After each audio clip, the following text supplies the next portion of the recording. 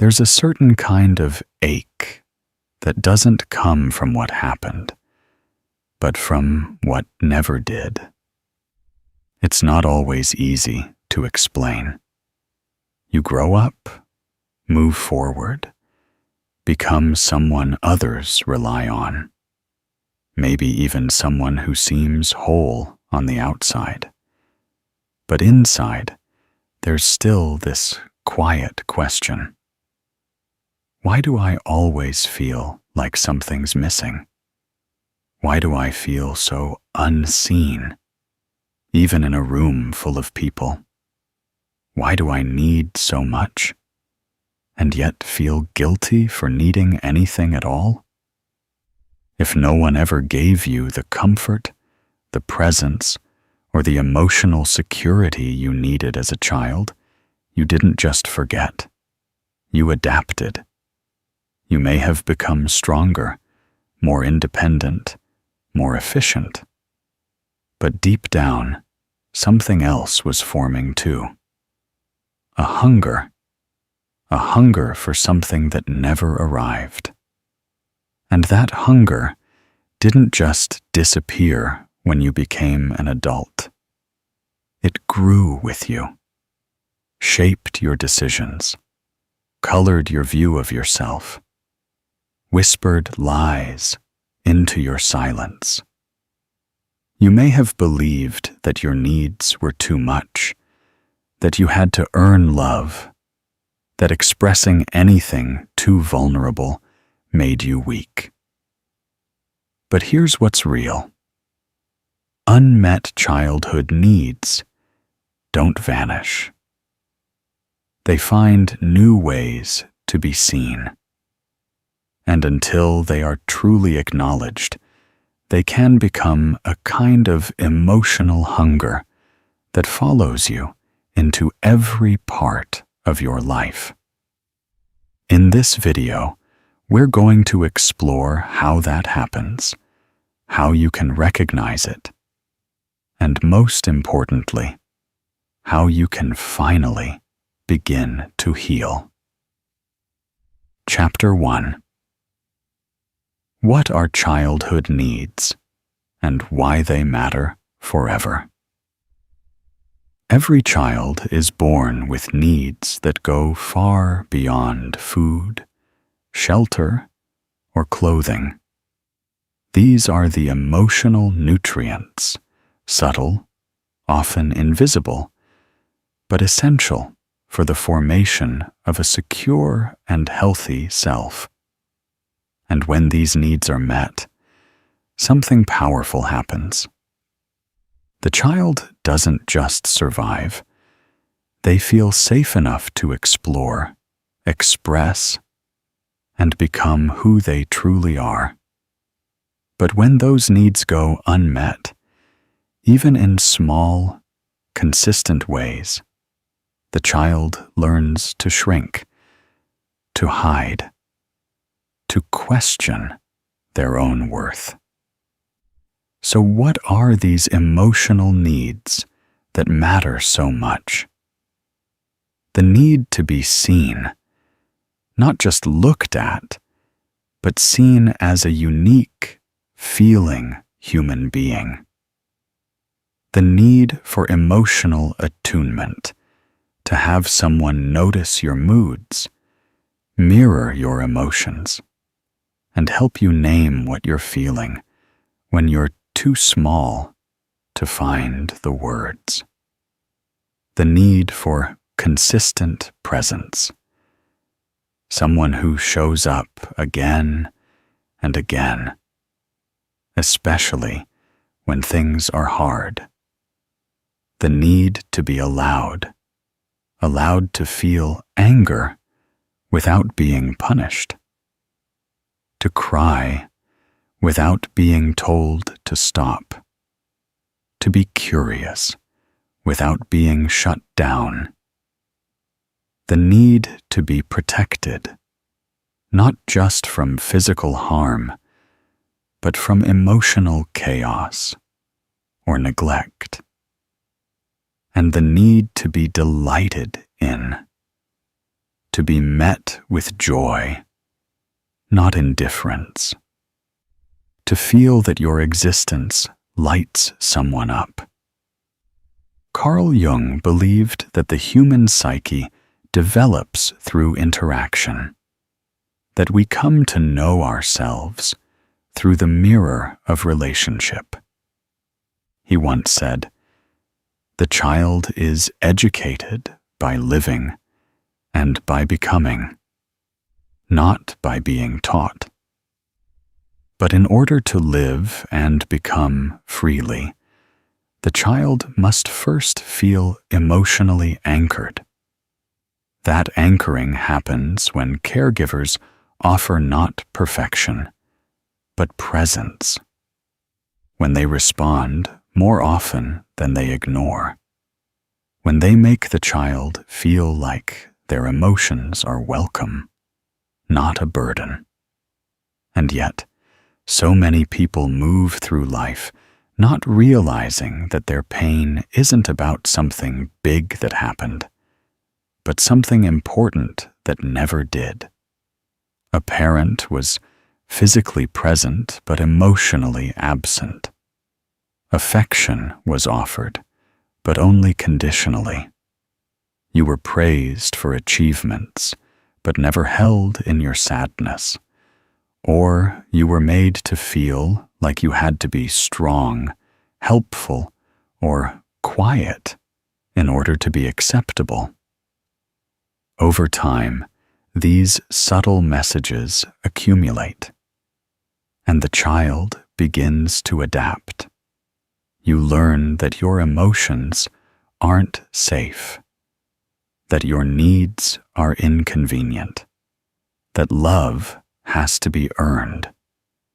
And even though you grow up, those lessons don't just disappear. They become part of how you relate to yourself and the world. Unmet childhood needs are not just things you can leave behind. They are experiences that shape your emotional foundation. And when they're not acknowledged, they show up later in the form of self-doubt, people-pleasing, chronic anxiety, emotional numbness, or an unshakable sense that you are not enough. This is not about pointing fingers or assigning blame. Many caregivers were doing the best they could with what they had. But understanding this isn't about guilt. It's about clarity. Because once you can see what you were missing, you can stop gaslighting yourself. You can stop wondering why certain wounds never healed, or why you still feel like you're chasing something you can't name. We all want to believe that childhood is left behind us, that what happened then doesn't define who we are now. But Jung reminds us that until you make the unconscious conscious, it will direct your life, and you will call it fate. If your emotional needs were never met in a healthy way, that lack becomes internalized. You carry it like a map drawn by someone else's dots. You follow it in adulthood without realizing you're still trying to find home. But the good news is that maps can be rewritten, and emotional needs, even when ignored for years, can still be met. Not by recreating the past, but by learning to offer yourself what you once needed from others. And before that can happen, you must first give yourself permission to acknowledge the truth, that your needs mattered then, and they still matter now. This is where healing begins. With the recognition that you weren't wrong for wanting to be held, comforted, heard, or protected. You were human. And being human means carrying needs, not as weaknesses, but as proof that we were designed for connection. The fact that those needs were denied doesn't make them disappear. It makes them deeper. But even deep needs can be honored. Even long neglected parts of ourselves can come back to life when we stop minimizing the pain and start listening to it. The child you once were is still inside you, waiting for someone to say, "What you needed mattered. What you didn't get wasn't your fault. And I care enough now to give it the attention it always deserved." When that moment comes, something inside begins to settle. And the healing begins, not through rushing to be better, but by slowly learning what it means to be real. Chapter 2. When needs go unmet. The birth of emotional hunger. When your childhood needs go unmet, something quiet and life-altering begins to form.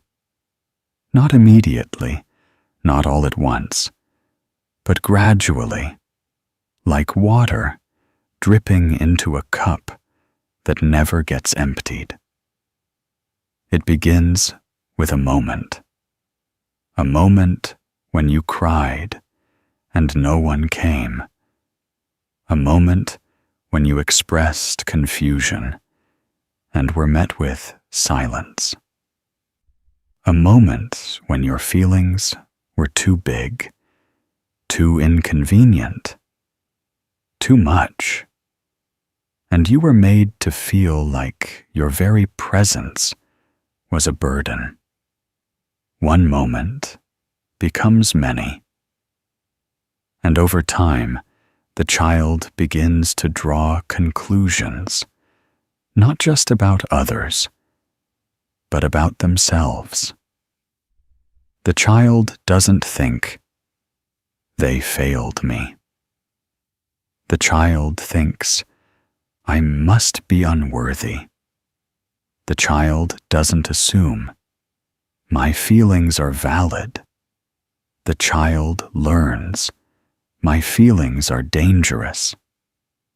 And in this emotional vacuum, where the need for connection, comfort, or understanding goes unmet, a hunger is born, a deep, aching, invisible hunger, not for food or shelter or even physical safety, but for attunement, for someone to say, "I see you, I understand you, you matter."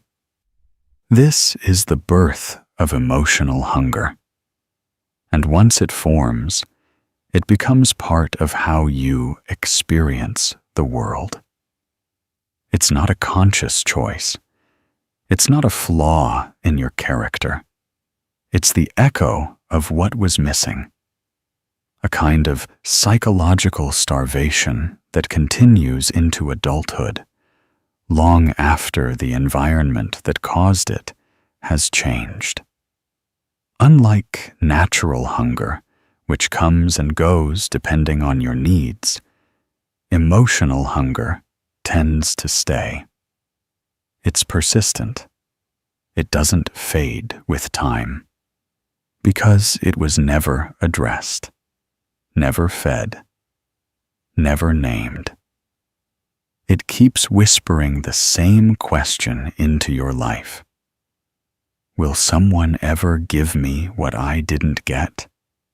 Will someone finally see me, choose me, stay for me? This hunger can shape your entire identity. You may become someone who works endlessly, not just for success, but for recognition. Someone who gives too much and receives too little, not because you enjoy imbalance, but because you've been trying to earn love for as long as you can remember. You may find yourself needing constant validation, not out of vanity, but because your sense of self-worth was never built on stable ground. Or you may pull away from others entirely, hiding your needs, convincing yourself you don't feel much at all, when really the hunger has just been buried so deep it no longer knows how to speak. Carl Jung warned, "Where love rules, there is no will to power, and where power predominates, their love is lacking." Emotional hunger often masquerades as control, not because you want to dominate others, but because you never learned how to feel safe in vulnerability. You didn't grow up with love that was freely given. You grew up with love that had to be earned. So now, anything that feels unpredictable, uncertain, or emotionally open makes you flinch. That's the tragedy of emotional hunger. It doesn't just make you seek connection, it can also make you terrified of it. You want closeness, but fear rejection. You want to be known, but don't feel safe being seen. You crave care, but struggle to receive it without guilt. This is not a sign that you're broken. It's a sign that your system adapted to survive without nourishment. Because what happens when a need isn't met over and over? You stop asking. You stop expecting. You begin to suppress it. And then that need doesn't just vanish. It grows underneath your surface like a silent hunger. It hijacks your thoughts. It shapes your choices. And worst of all, it convinces you that something is wrong with you for feeling this way. But it's not your fault you're hungry. It's not your fault you were emotionally deprived. What is within your power, though, is learning to understand the difference between what your hunger seeks and what your soul actually needs. Emotional hunger doesn't lead to healing. It leads to repetition. It pulls you toward situations that mirror the original wound, hoping that this time someone will respond differently. But most often, it just deepens the wound. Because until you recognize the hunger for what it truly is, a call to return to your unmet needs, you'll keep trying to soothe it with things that were never designed to satisfy it. Emotional hunger asks for more, but no matter how much it receives, it still feels empty. Because the hunger isn't for things. It's for emotional reality, for presence, for permission to feel, for the safety of being held, not because you earned it, but because you needed it. When your childhood needs went unmet, that wasn't a reflection of your worth. It was a reflection of someone else's limitation.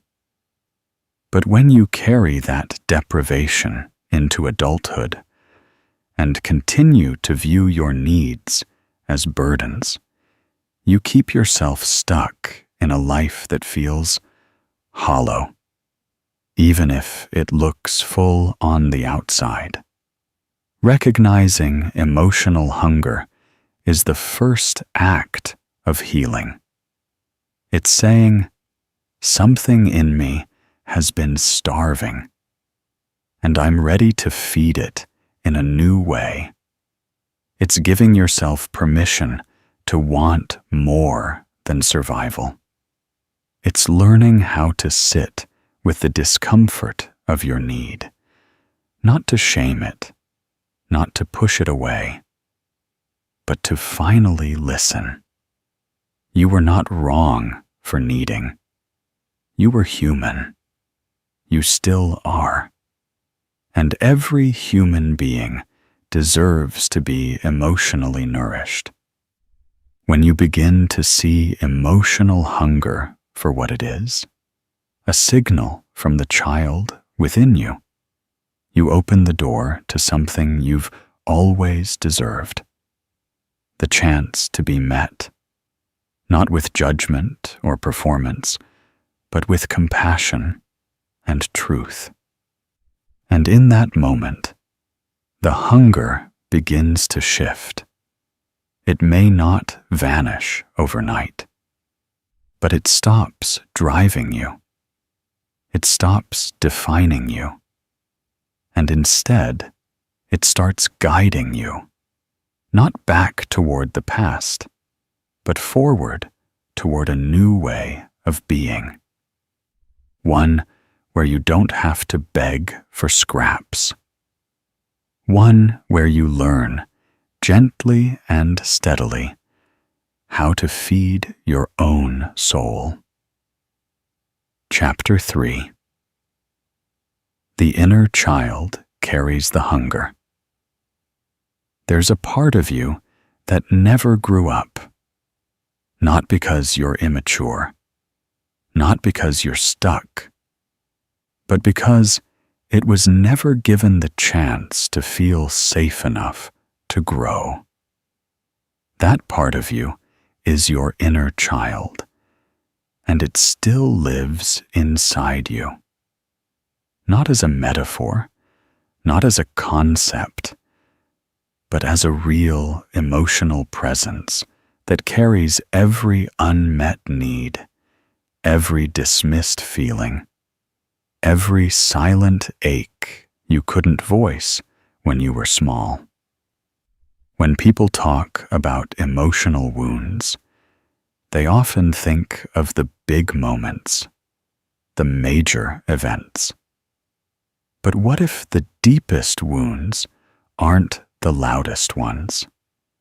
What if the real damage comes from the moments when nothing happened at all? No comfort when you were afraid. No recognition when you were proud. No one there to help you name your feelings or soothe your fears. The world kept moving, but you stayed frozen in those forgotten moments. And even now, decades later, you still carry the hunger that was born there. This is the child within you.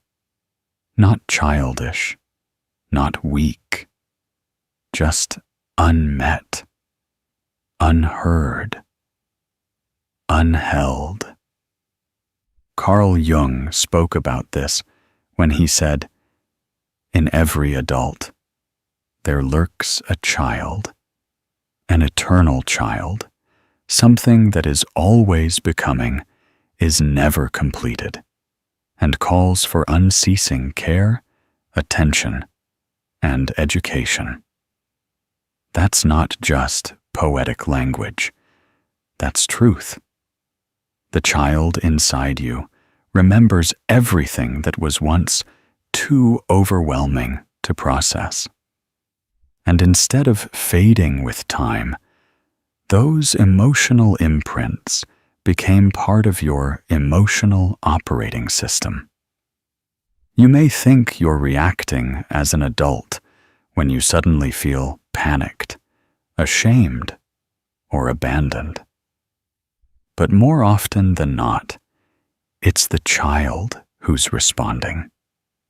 The child who once learned that silence means rejection, that being ignored means you're not important, that being honest about your needs only leads to punishment or shame.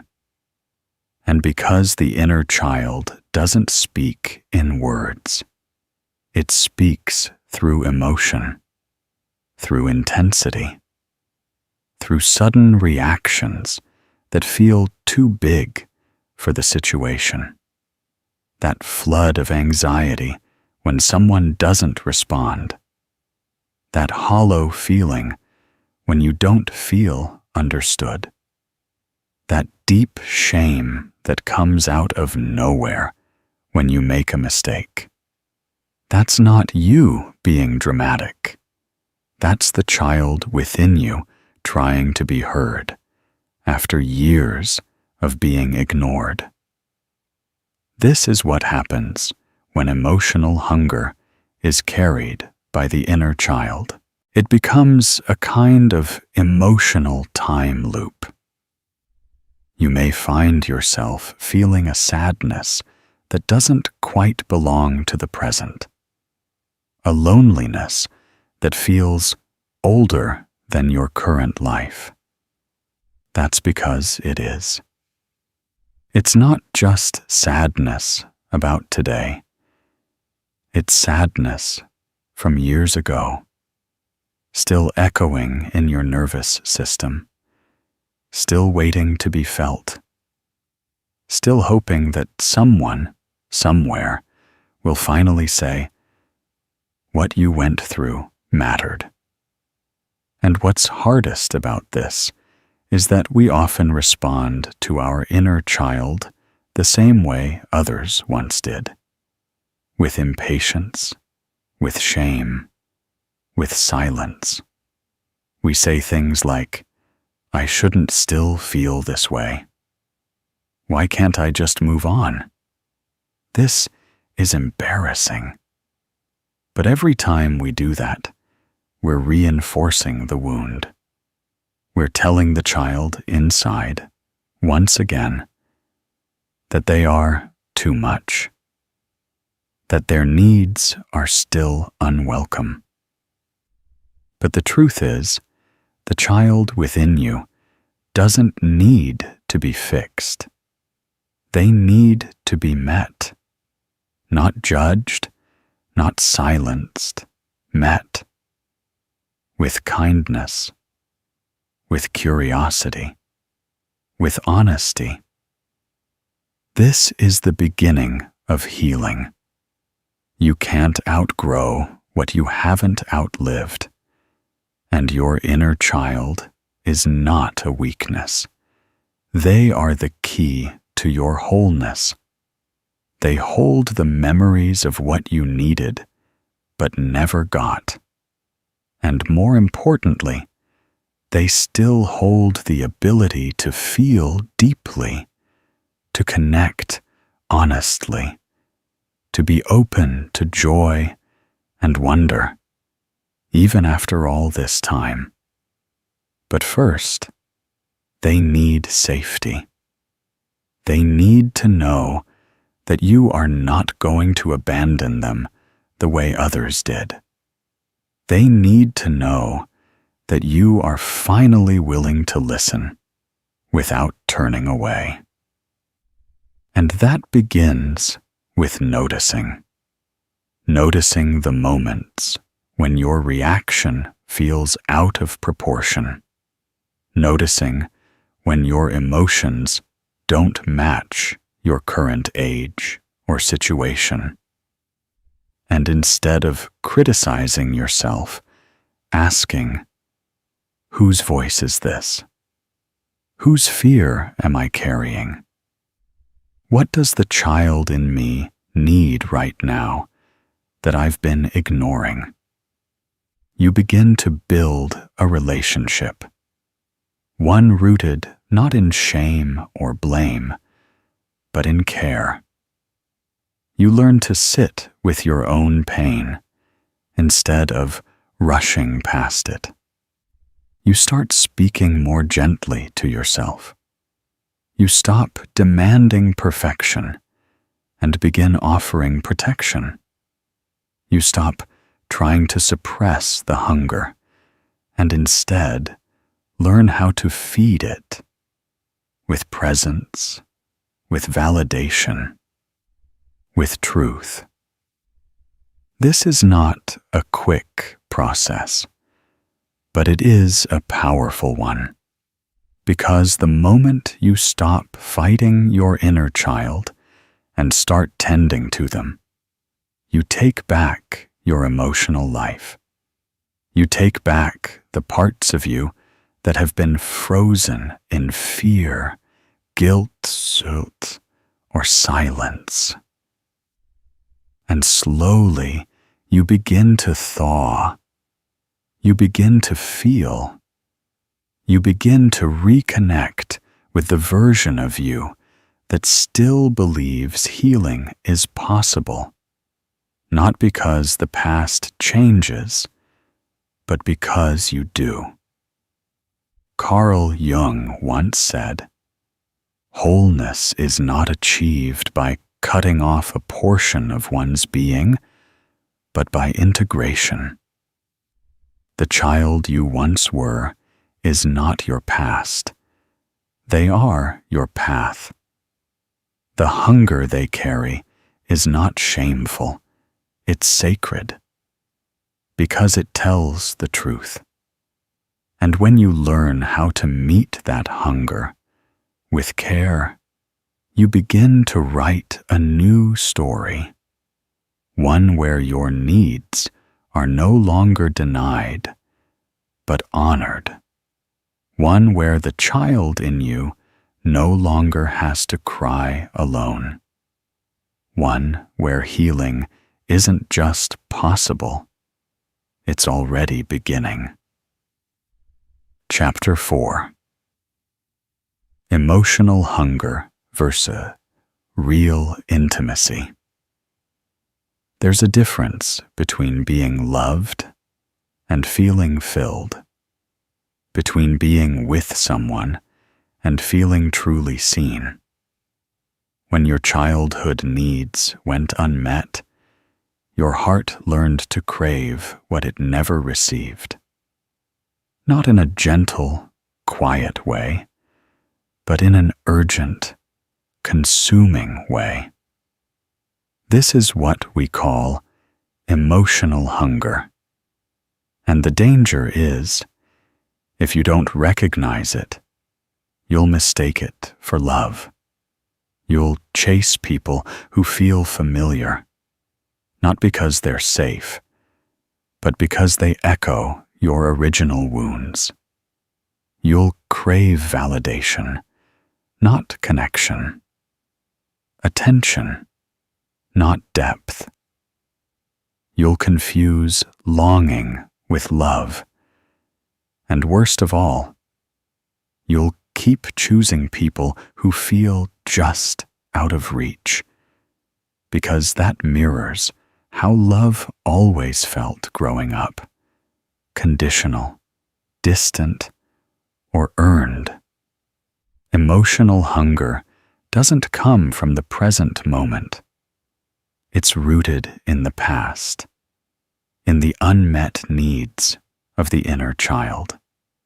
It's not about who someone is now, but about what they represent. A chance to finally get what you didn't. A shot at rewriting the story. But here's the truth. You can't heal the wound of emotional neglect by trying to get someone else to give you what your parents never did. It doesn't work that way. That's not love. That's reenactment. It's trauma looping itself in the disguise of intimacy. Emotional hunger shows up in relationships as clinging to people who are inconsistent or unavailable, feeling extreme highs and lows depending on how much attention you're getting. Overanalyzing texts, silences, or tone shifts as signs of abandonment. Believing you have to perform, fix, or prove your worth to stay loved. Feeling invisible or crushed if someone doesn't meet your emotional intensity. And often, this hunger is so loud that it drowns out your ability to discern what's healthy. You might call it passion or chemistry, but it's not. It's pain disguised as desire. It's your nervous system lighting up because this person triggers your original wound, and you're hoping that this time the outcome will be different. Real intimacy, on the other hand, is not a performance. It's not a chase. It's not about earning worth through constant emotional labor. It's about safety, presence, and reciprocity. It feels boring to the hungry heart at first because it doesn't match the chaos you're used to. It doesn't overwhelm you with adrenaline or drama. Instead, it feels calm. And that calmness might feel unfamiliar, even suspicious, if you've only ever associated love with emotional intensity. But that stillness, that's what secure love sounds like. That's what healing tastes like. Real intimacy feels safe to express your needs without fear of rejection. Doesn't demand that you shrink, silence, or overextend yourself. Allows room for slowness, space, and self-reflection. Honors both closeness and individuality. Builds trust, not through grand gestures, but consistent presence. And most importantly, it doesn't feed your hunger. It heals it. But to receive that kind of love, you have to stop approaching relationships with the desperation of someone who's starving. You have to tend to your inner hunger first.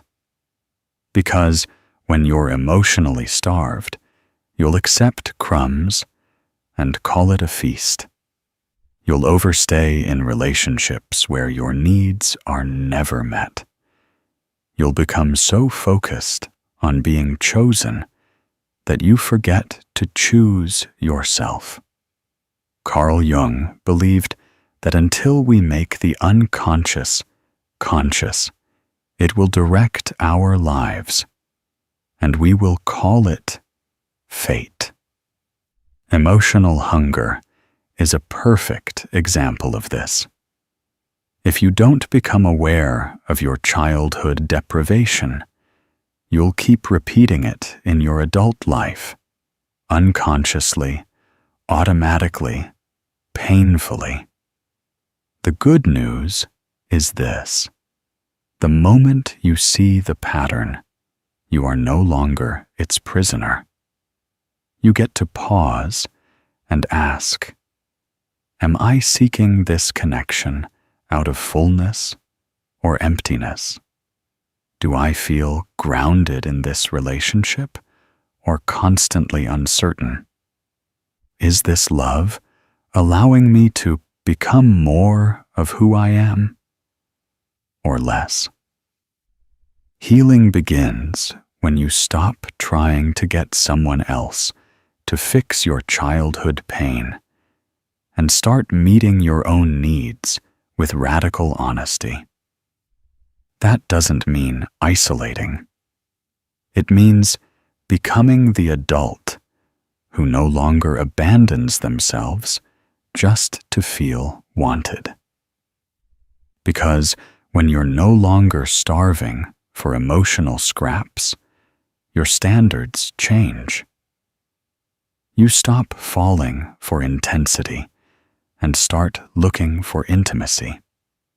You stop seeking people who trigger your wounds and start choosing people who respect your healing. You begin to show up differently, not from neediness, but from nourishment.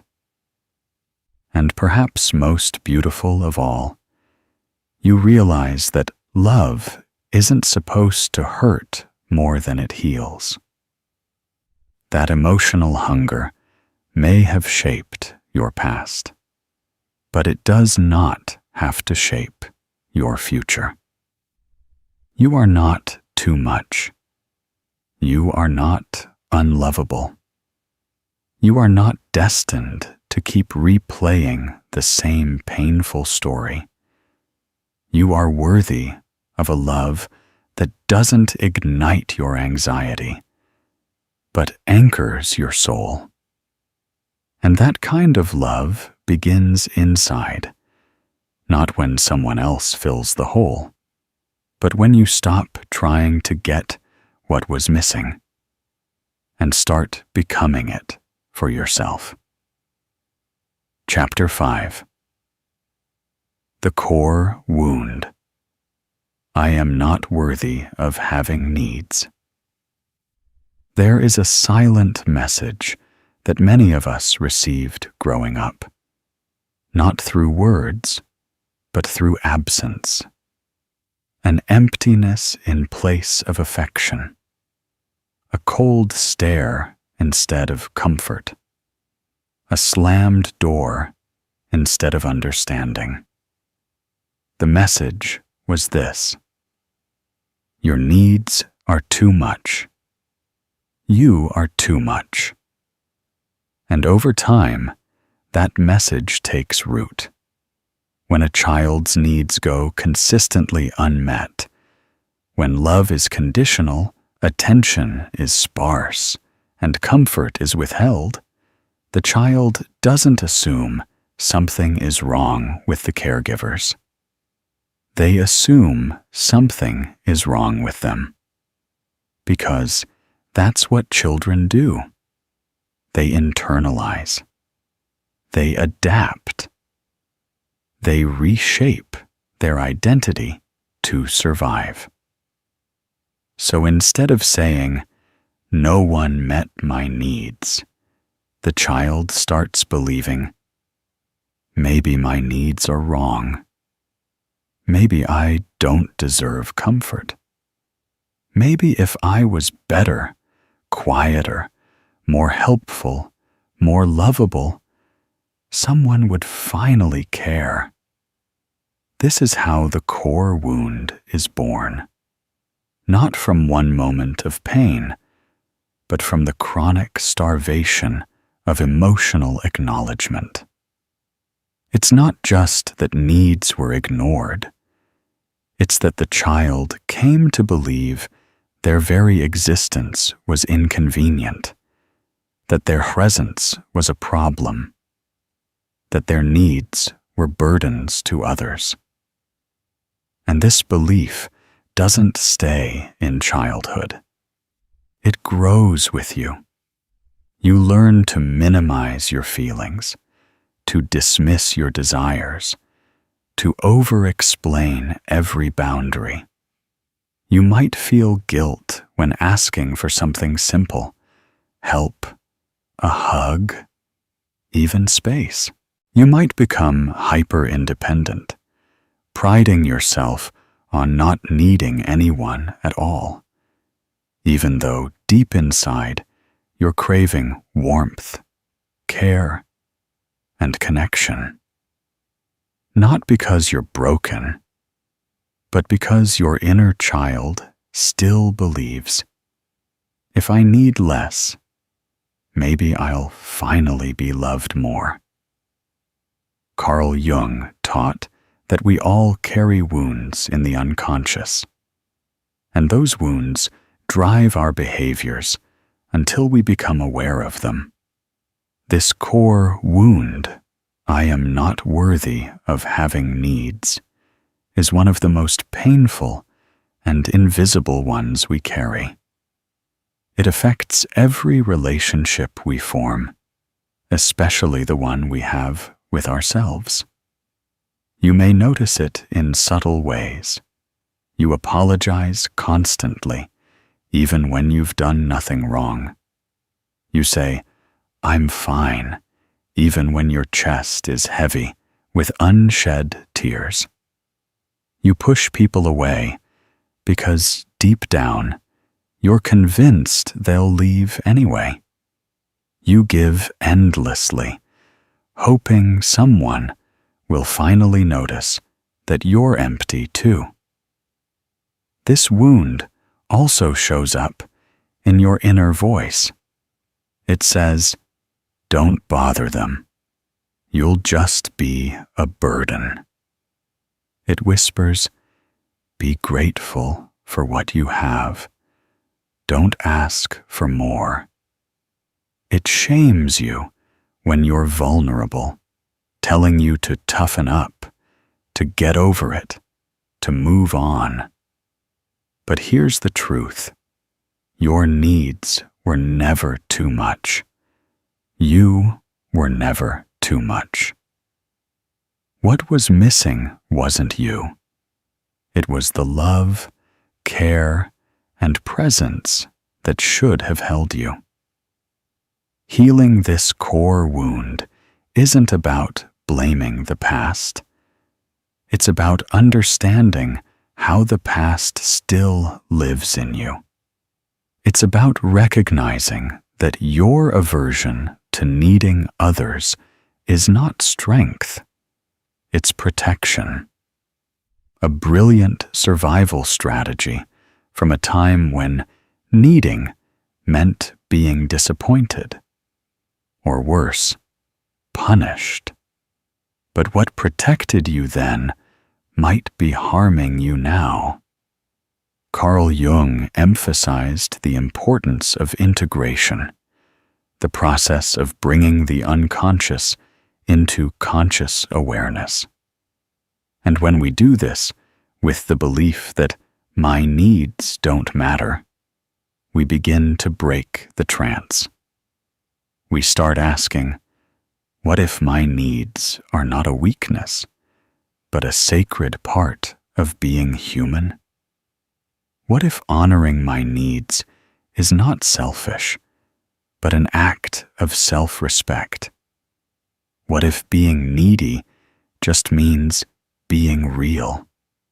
And being real is the only way to be truly loved. To heal the core wound, we must become the caregivers we never had. We must relearn how to sit with ourselves when we're hurting. We must practice asking for what we need, not perfectly, but bravely. We must grieve the years when we didn't get what we deserved. And we must remember, needs are not flaws. Needs are bridges to connection, to belonging, to wholeness. The wound says, you are not allowed to need. Healing says, your needs are welcome here. And with time, you stop apologizing for existing. You stop editing your truth to stay loved. You stop waiting for permission to be nurtured. Because now, you are no longer abandoning yourself just to be accepted. You are choosing you fully gently, and without shame. And that is how the wound begins to close. Chapter 6. Tips on how to begin healing. Reclaiming what was missing. If your childhood left you emotionally hungry, healing won't start with blaming or reliving the pain. It starts with reclaiming the parts of yourself you were forced to abandon just to survive. You may not be able to go back and change what happened, but you can reclaim what the pain buried. And more than that, you can become what you never had. That's what healing truly is. Not fixing yourself, but recovering yourself. Because the truth is, what was missing from your childhood is not just a list of unmet needs. It's a story of your suppressed identity. Love, safety, presence, joy, play, expression, boundaries, belonging. All the things you were wired to need, but quietly shut down to avoid punishment, rejection, or abandonment. So this chapter isn't just about healing. It's about reclaiming.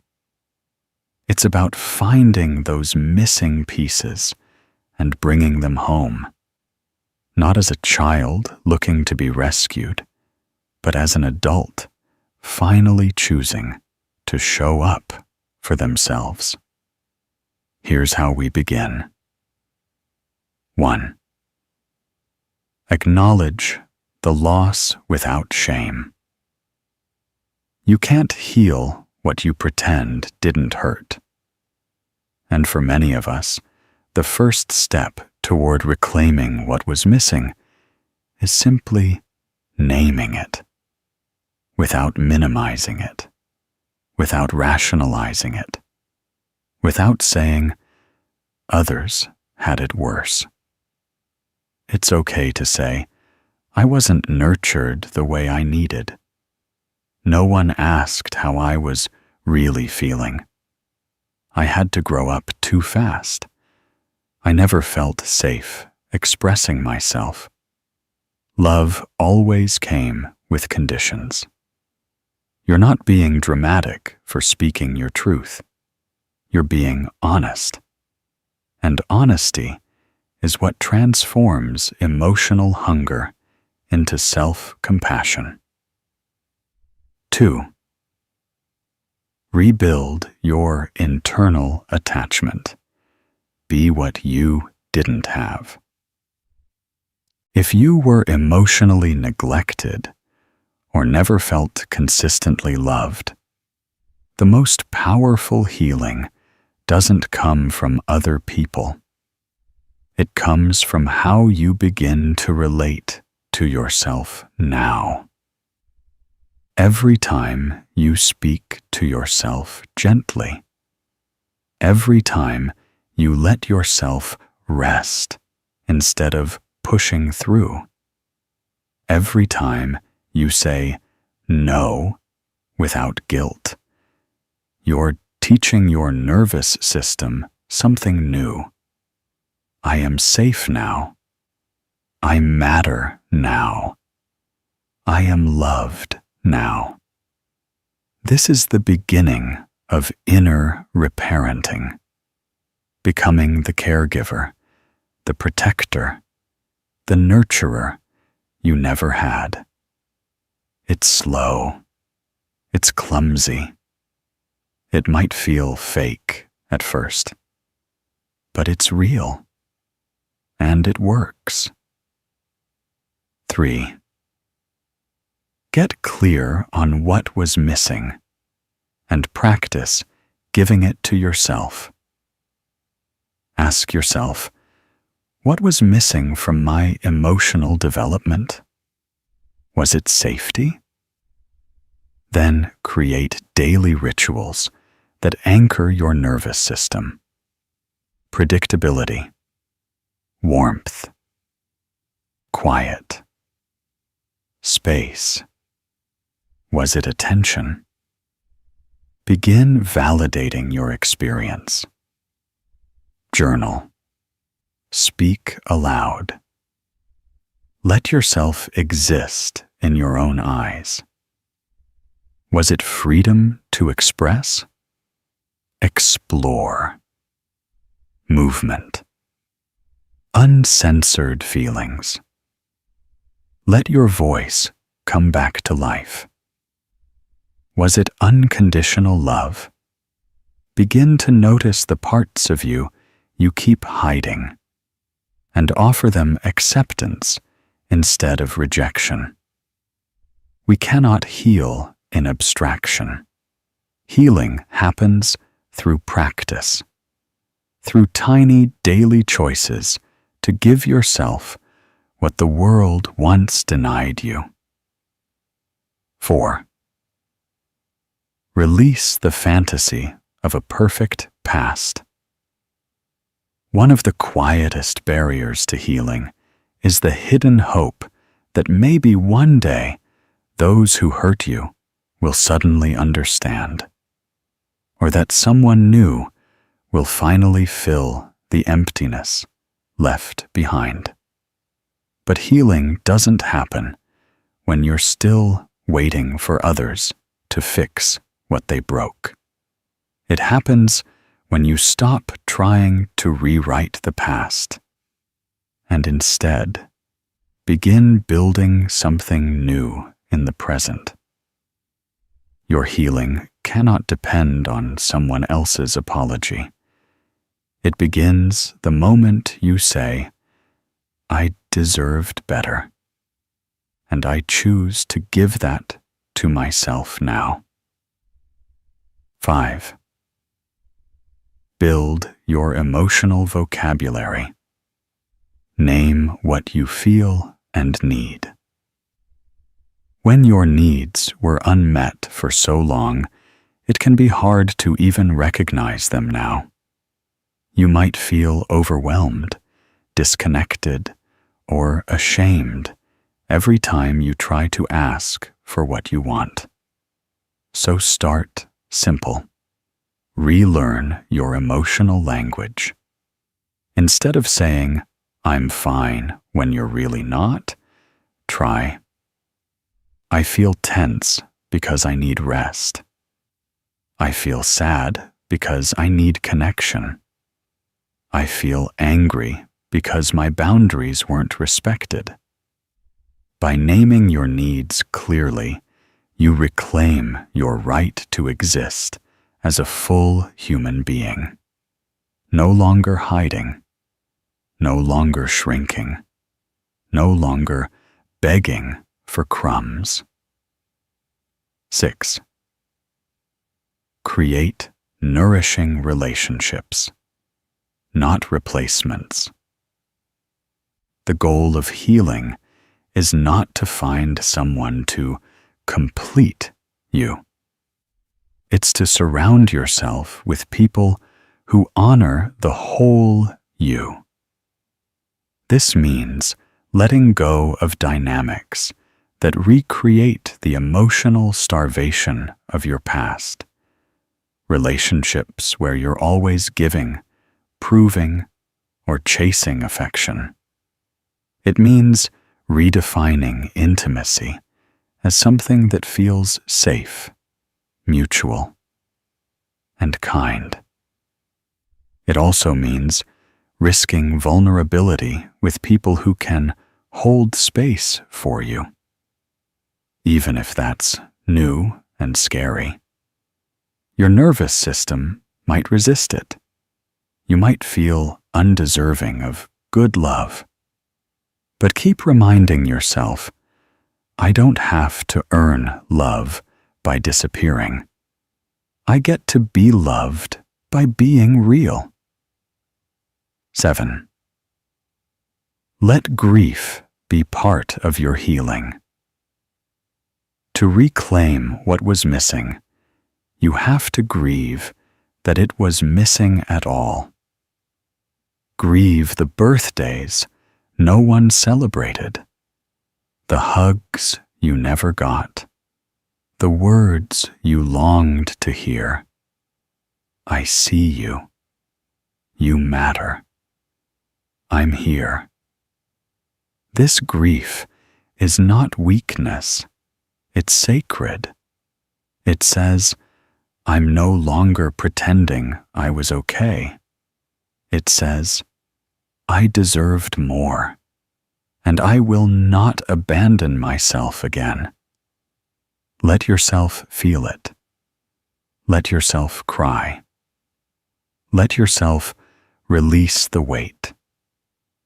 This is how your heart makes room for something new. 8. Reclaim your inner world. Play, create, imagine. Again. The inner child doesn't just want healing. They want freedom. Healing isn't just about tears and trauma work.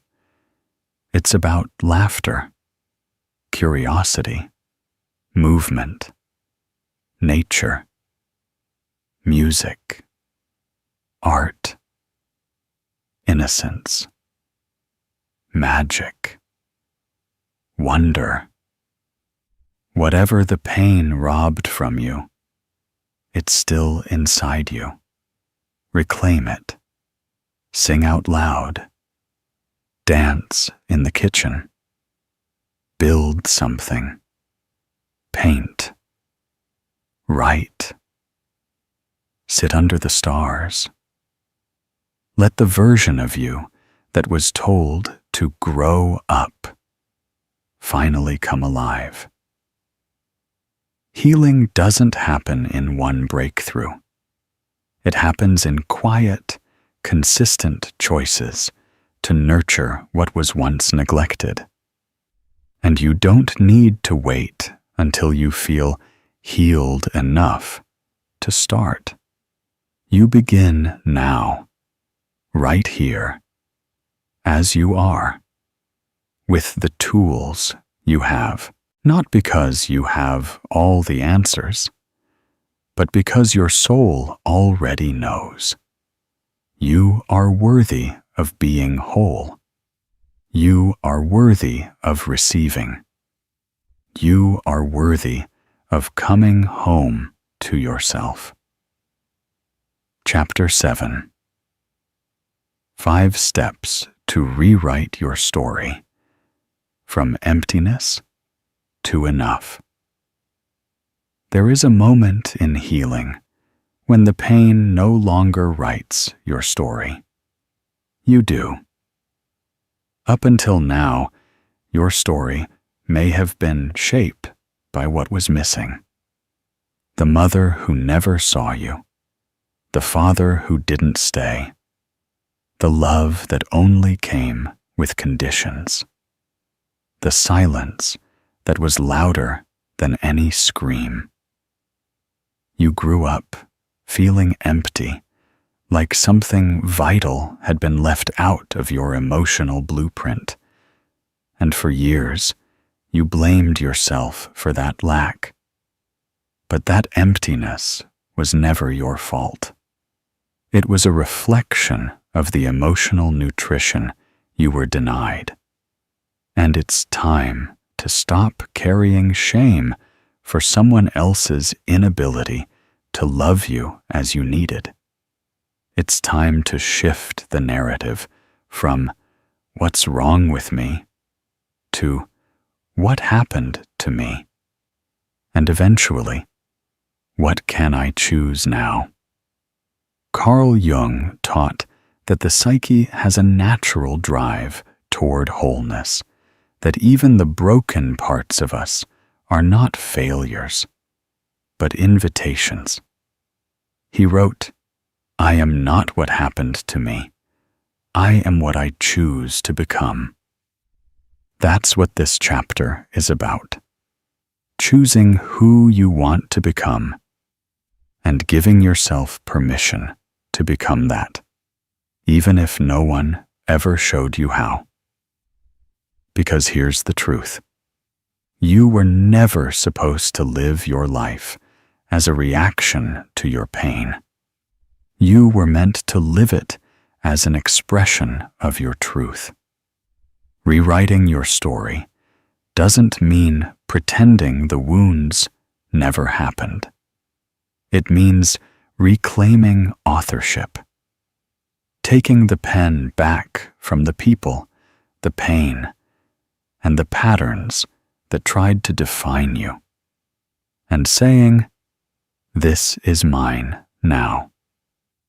So how do you rewrite a story that has been shaped by emptiness? 1. You begin by naming the lie. The deepest lie planted by unmet childhood needs is this: I am not enough as I am. That lie becomes a lens. Everything is filtered through it.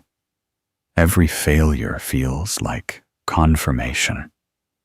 Every rejection hits like proof.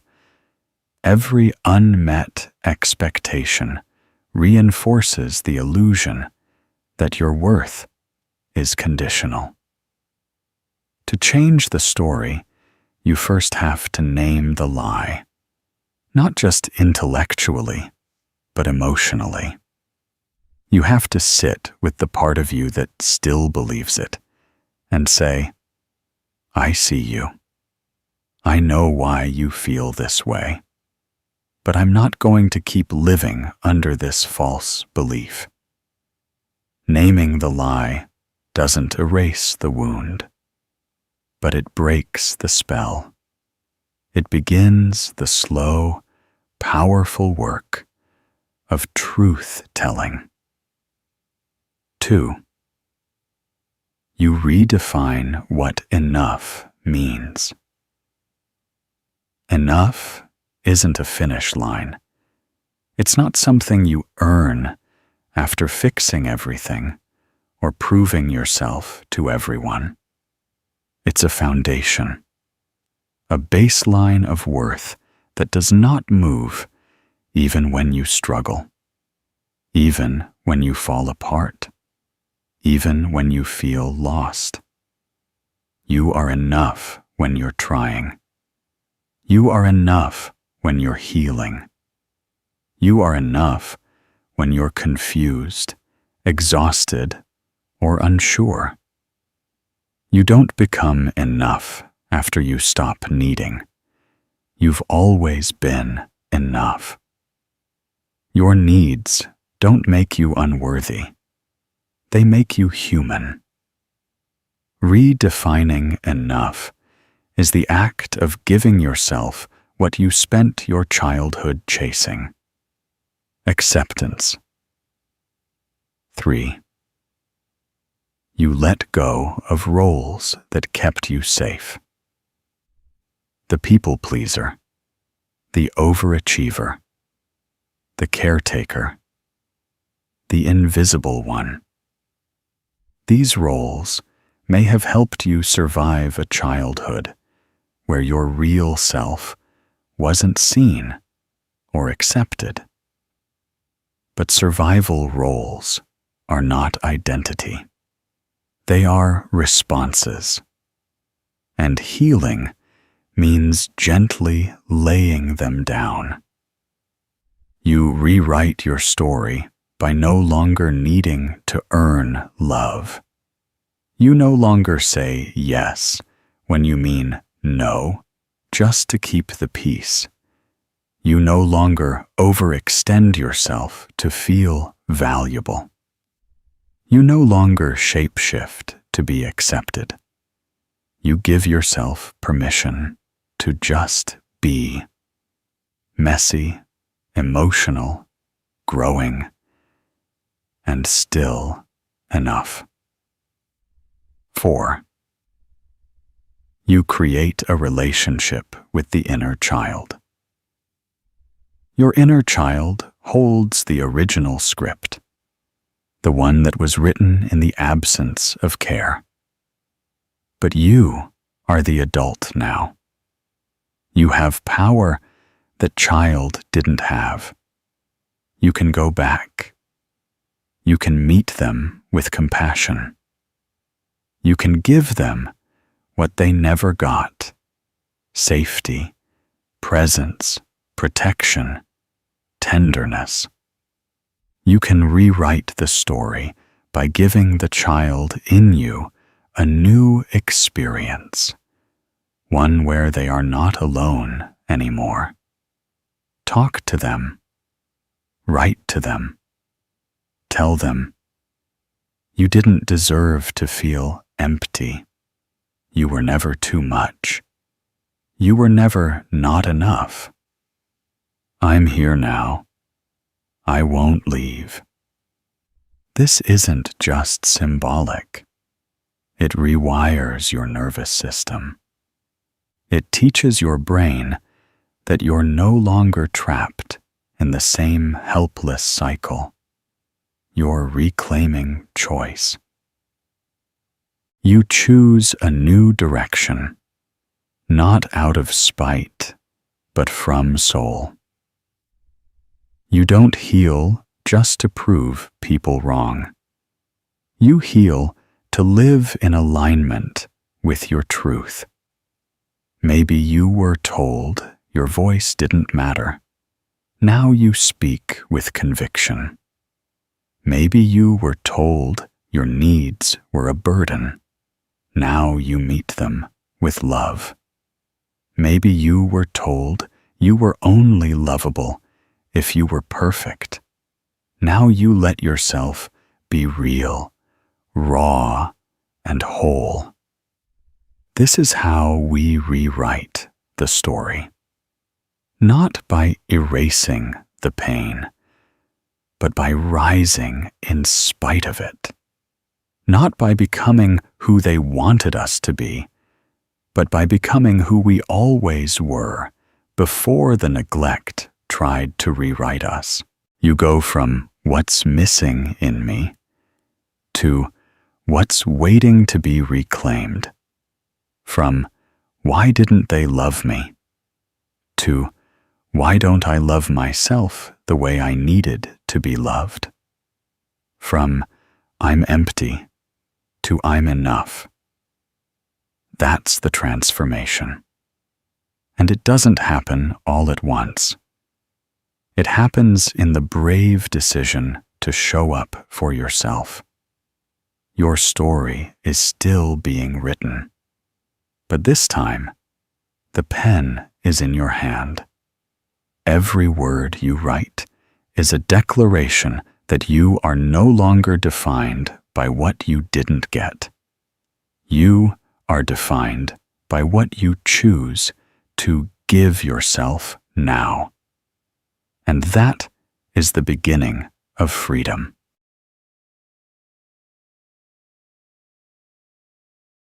I hope this video was helpful. If this resonated with you, don't forget to like, share, and subscribe. I'd love to hear from you. Drop a comment below and share your thoughts or experiences. Thanks for watching.